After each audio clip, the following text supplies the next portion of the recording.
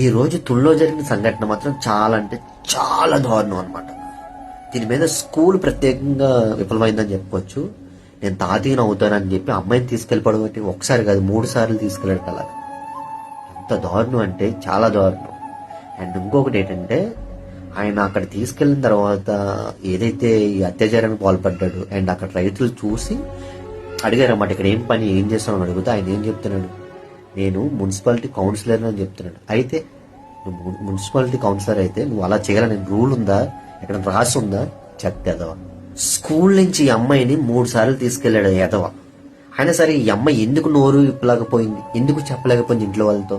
ఇక్కడ చూడండి ఎంత అంటే భయం, చెప్పలేకపోవడానికి కారణం ఏంటంటే భయం. తెలిస్తే ఏమవుతుంది, ఈయన బెదిరించి ఉండొచ్చు. ఇలాంటి ఎదవలు ఎక్కడ పడితే అక్కడ ఉంటారు. ప్రతి తల్లిదండ్రులు కూడా ఒకసారి గమనించండి, ఎక్కడో ఉంటారు, మన చుట్టూ ఉంటారు ఇలాంటి ఎదవలంతా. అండ్ బీ కేర్ఫుల్ అమ్మాయిలు, అండ్ చాలా జాగ్రత్తగా ఉండండి.